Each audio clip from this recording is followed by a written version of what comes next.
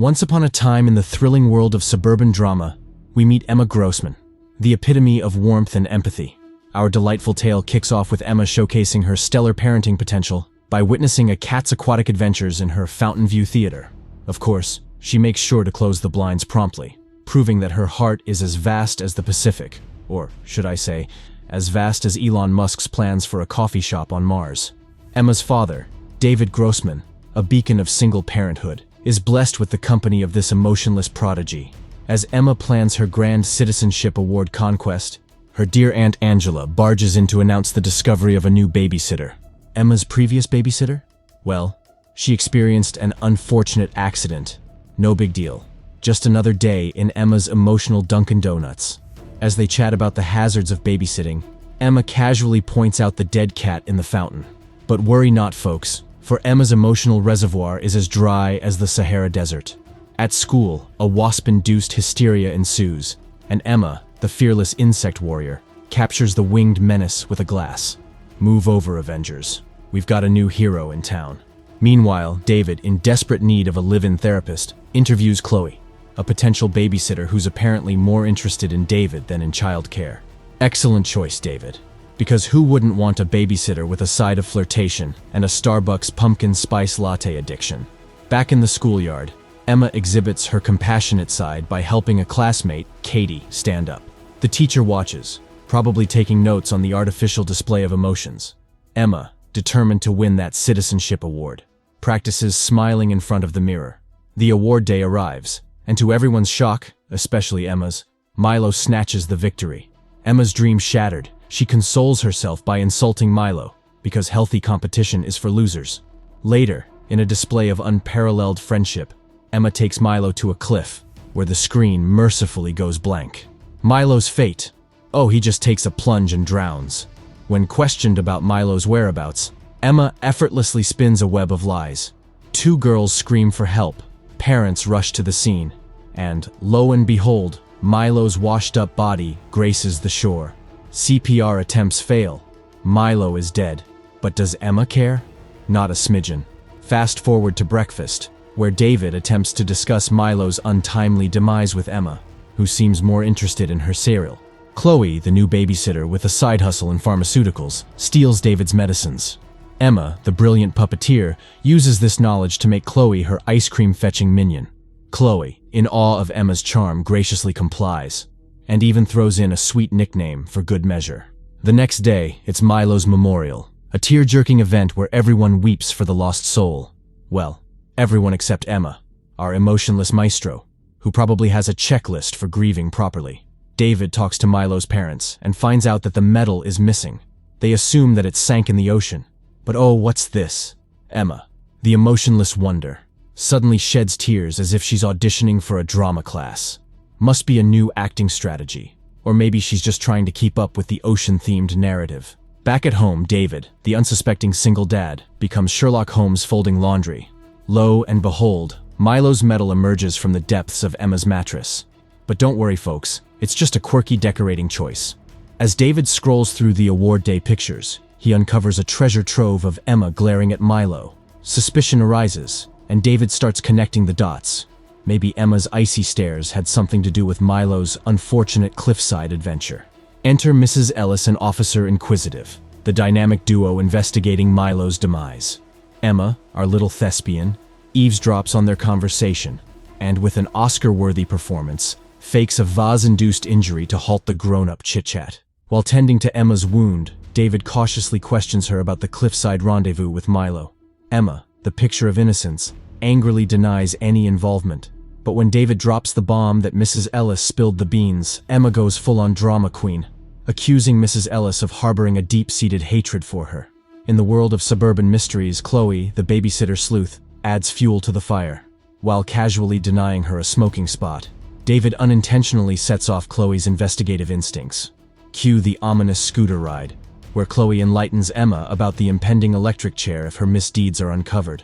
Emma, of course, maintains her innocence with the skill of a seasoned con artist. Fast forward to Chloe's investigative escapade around the house, where she discovers the missing wasp nest, a vital clue in this suburban thriller. Meanwhile, Mrs. Ellis, blissfully unaware of her impending insect encounter, has a near accident thanks to an airborne distraction. Cut to the back seat, and surprise, Emma's relocated wasp's nest makes a cameo. At home, Chloe discovers Milo's medal under Emma's mattress. She puts it on a lamp in David's dresser to expose Emma. When Emma enters David's room and sees the medal, she takes it and hides it behind her. David, noticing this, takes her back to her room and questions her. Emma lies and invents a story about Milo giving her the medal while they were playing. David, in a state of confusion, decides to clear his head with a drive, only to witness a roadside crash that probably echoes the chaos in his mind. And just when you thought suburban life couldn't get more thrilling, David, plagued by nightmares of Emma and Milo, decides it's high time to bring in a therapist. So, the day after Chloe slyly hangs Milo's medal in David's dresser lamp, Emma, the paragon of gratitude, confronts Chloe in a fit of rage. But surprise, surprise, Daddy David intervenes, and instead of grounding anyone, he decides it's a splendid idea to return the medal to Milo's mom. Milo's mom, clueless about the medal's mysterious journey, drops the bombshell of Mrs. Ellis's demise in a car accident involving wasps. Emma, the picture of inconsolable grief, sheds a tear or two, claiming Mrs. Ellis was her favorite teacher. Yet, in a plot twist not even Hollywood saw coming, on the ride home, Emma's grief seems to evaporate, making way for cookie-baking chit-chat with Chloe. Talk about emotional whiplash. Back in the outhouse, where all suburban mysteries unfold, David notices the missing wasp's nest. And guess who's the prime suspect in the Grand Wasp conspiracy? You got it, our sweet, innocent Emma. Fast forward to Emma's therapy session with Dr. March. They talk a lot. After the talk, Dr. March tells David that Emma is just like any other regular kid. Emma even tricked a psychiatrist. Returning home, David stumbles upon Chloe sunbathing in her sports bra. Because, of course, that's what responsible babysitters do. Chloe, the epitome of professionalism, decides to spill the beans to Emma about David's alleged seductive glances. And to top it off, she throws in a casual proposal to be Emma's stepmother, because what family doesn't need a touch of melodrama? Emma, outraged by Chloe's audacity, lets out a fiery scream to keep her paws off her dad. Later that night, Emma grills David about his feelings for Chloe, dropping the bombshell about Chloe's stepmother aspirations. David, the picture of fatherly confusion, leaves Emma hanging without much of an explanation, as he's already late for a date. Because priorities. Now, enter the grand finale of this suburban Shakespearean tragedy. Chloe, curious about a noise, ventures into the ominous outhouse, only to find herself locked in. A fire conveniently breaks out, and through the window, she sees Emma enjoying the show.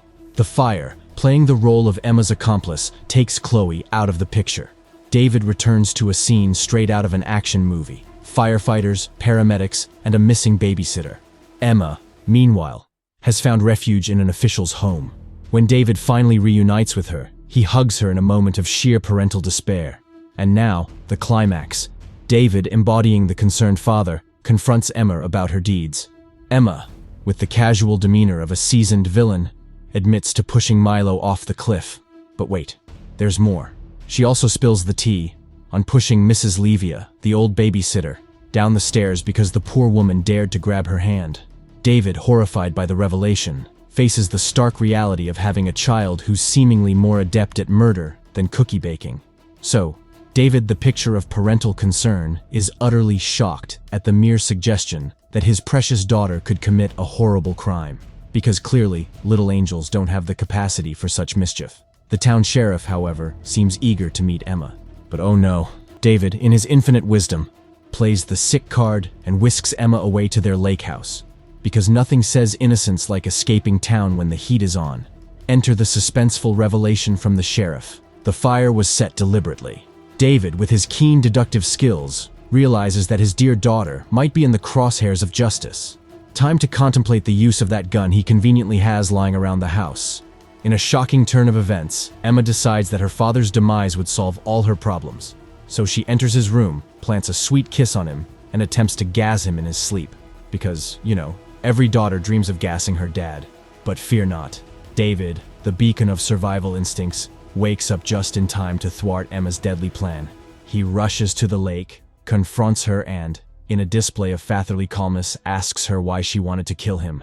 Emma, with the logic only a movie character could possess, explains that she'd get to live with her aunt, Angela, who, shockingly, likes her. Ah, family dynamics at their finest.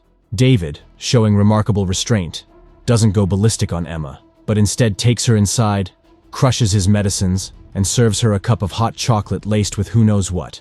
Because apparently, that's how family issues are resolved.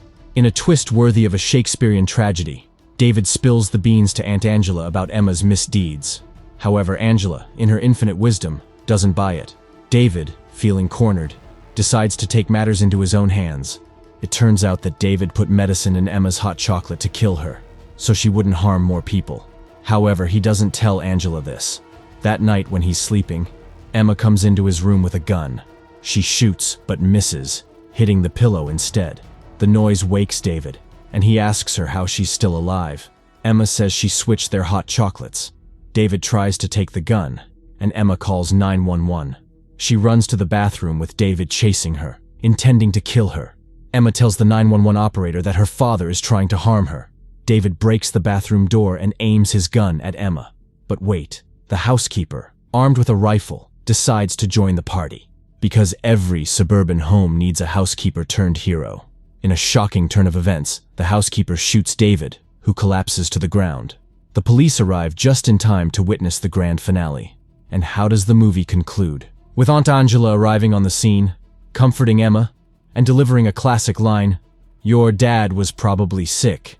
Cue Emma hugging Angela, sporting a smirk, and giving off a cold, predatory look. Because what's a family drama without a chilling finale?